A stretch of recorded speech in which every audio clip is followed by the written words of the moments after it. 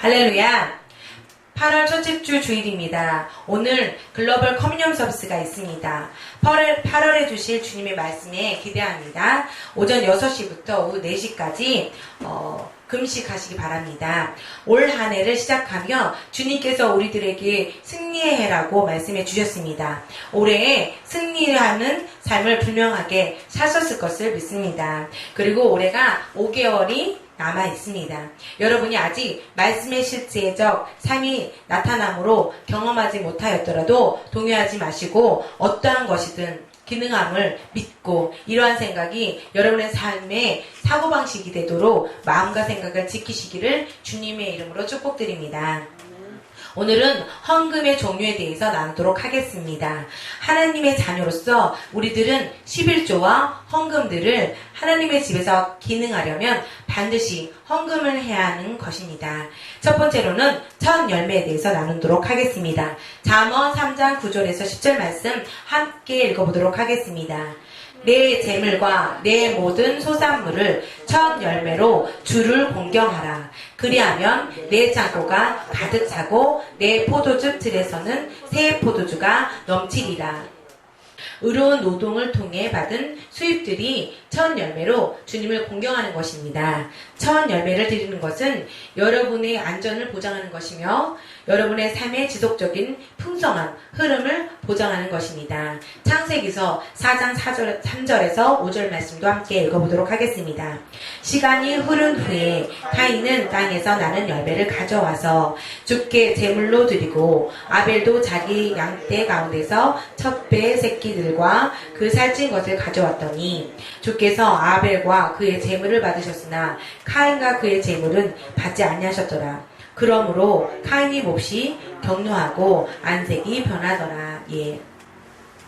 첫 열매는 11조가 있기 전, 율법이 있기 전부터 드린 헌금입니다. 가인과 아벨의 매해 첫 수확을 하나님께 드렸습니다. 첫 열매를 드리는 것은 주님을 신뢰하는 것입니다. 에스겔서 44장 30절도 읽어보도록 하겠습니다. 모든 것 중에서 첫 열매의 첫째 것과 너희의 각종 예물 중에서 모든 예물은 제사장들의 목이 될 것이요 너희는 또 반죽의 첫째 것을 제사장에게 주어 그로 내 집에 복이 있도록 하게 할지니라.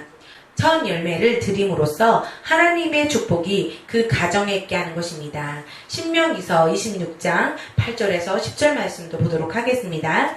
그러므로 여호와께서 큰 능력과 놀라운 기적으로 우리를 이집트에서 구출하여 이곳으로 인도해내시고 기름지고 비옥한 이 땅을 우리에게 주셨습니다. 그래서 내가 여호와께서 주신 농작물의 첫 열매를 가져왔습니다.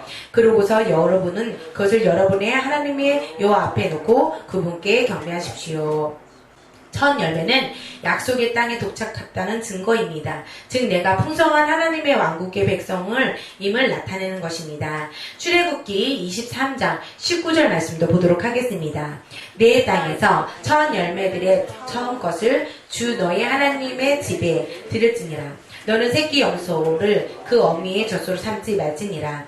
첫 열매는 처음 받은 것, 즉 최고의 것을 드립니다. 여러분이 연봉이 있으시잖아요. 그 연봉의 첫째 달, 그 월급의 첫째 달인 모든 헌금, 예를 들면 200만 원이면 200만 원, 300만 원이면 300만 원에 대한 첫 열매, 첫 헌금을 1월 2일경에 온전히 주님께 소산물로 1년에 한 번씩 이나 2번 정도를 드리는 것을 의미합니다. 첫 열매는 반드시 드려야 될 헌금입니다. 할렐루야.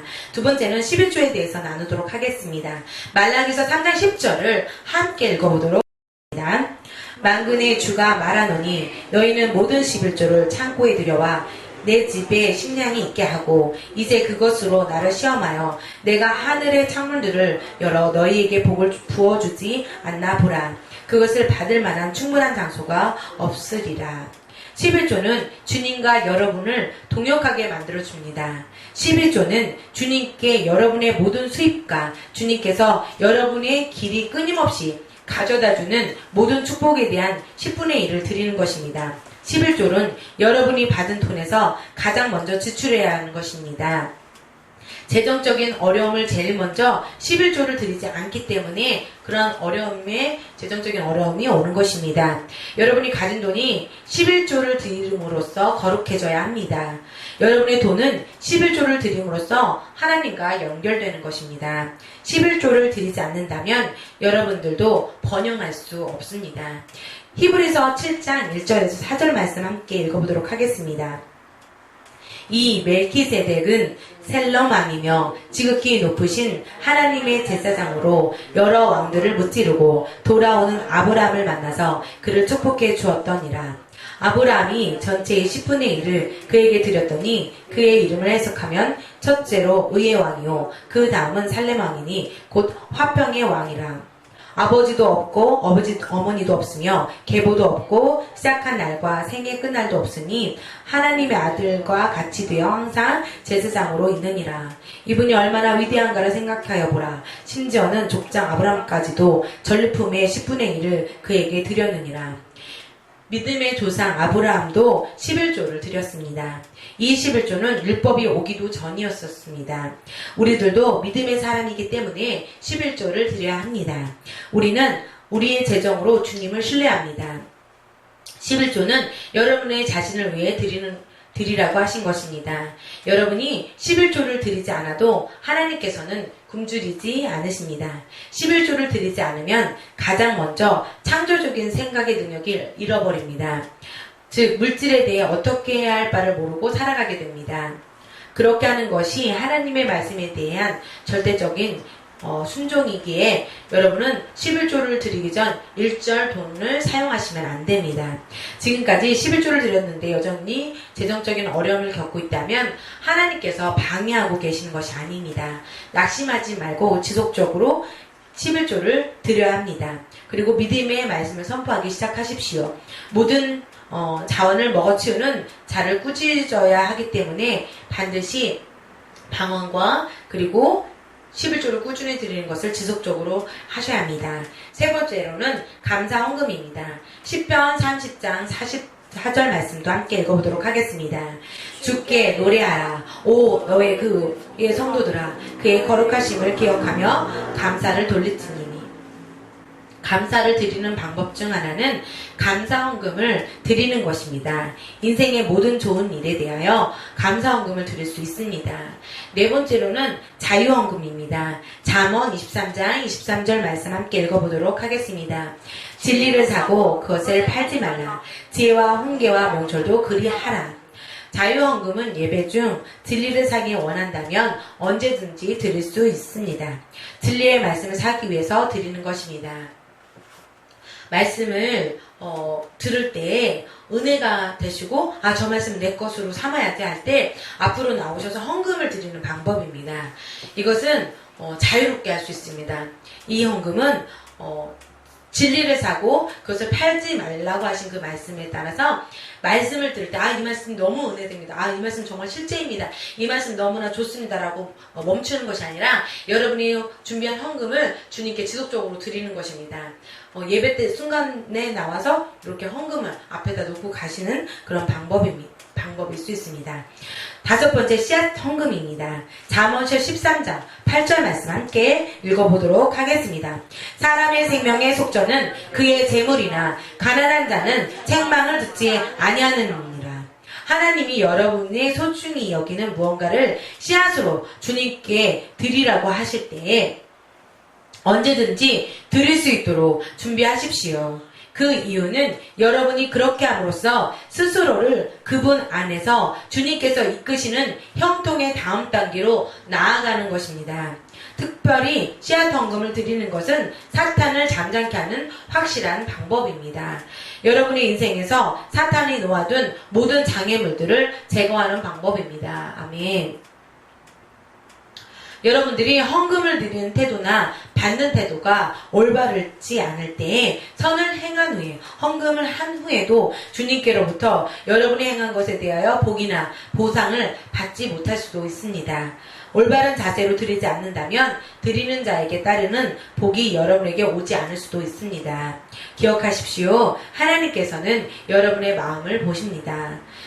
물질에 씨앗에 물을 물을 주기 시작하셔야 됩니다.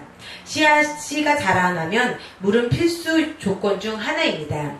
하나님께 드릴 때 그것이 풍성하게 되어 돌아오려면 비가 내려야 합니다. 비가 기도할 때 부어지는 성령을 가리킵니다.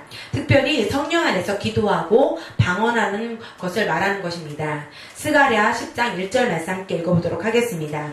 너희는 늦은 비가 내릴 때에 주께 비를 구하라. 그리하면 주께서 번쩍이는 구름들을 만드시며 소나기를 주시고 각 사람에게 들에 풀을 주시리라. 여러분이 드린 헌금에 대하여 하나님께 돌려받은 것은 무엇일까요? 때로는 사람들이 하나님께 물질을 드렸을 때 주님께로부터 곧바로 재정적인 물질을 돌려받는 것으로 생각하고 기대합니다.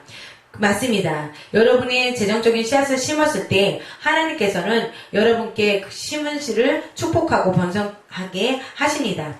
그러나 여러분이 기대했던 방식으로 추수가 돌아오지 않는다고 실망하거나 여러분이 과연 옳은 길을 행한 것인지 의심하지 마시기를 바랍니다. 드리는 자로서 여러분에게 오는 다른 축복들이 많이 있습니다. 즉각적인 재정의 결실보다 더 큰 것들이 많이 있습니다.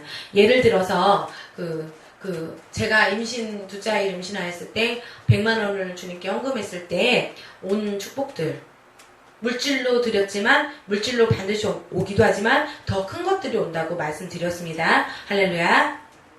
시편 35편 27편 말씀도 함께 나누도록 하겠습니다.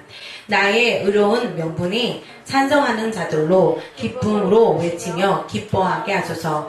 그들로 그의 종의 번영을 기뻐하시는 주께서는 위대하게 되소서라고 끊임없이 말하게 하소서. 재정적인 증가에 대한 하나님의 원리는 주는 원리입니다. 하나님의 나라에서는 주지 않으면 받을 수 없습니다. 여러분이 영원하신 하나님 아버지처럼 크게 주는, 그러니까 독생자 예수님을 우리에게 주신 크게 주시는 그러한 분처럼 그런 자들이 되도록 결심하십시오. 그리하면 하나님의 호의, 하나님의 은혜가 여러분 삶 가운데 역사할 것입니다. 고린도후서 9장 8절에서 10절 말씀도 함께 읽어보도록 하겠습니다.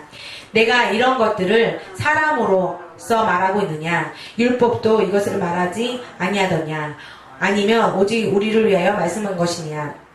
실로 우리를 위하여 기록된 것이니라. 밭 가는 사람은 소망을 가지고 갈아야 하며 소망을 가지고 곡식 떠는 자가 소망의 참여자가 되어야 하리라. 하나님은 여러분의 필요한 모든 것을 무엇을 주시고 또 풍성하게 주시기를 주십니다. 하나님은 여러분이 필요한 것은 무엇이나 주시고 또 풍성하게 주십니다.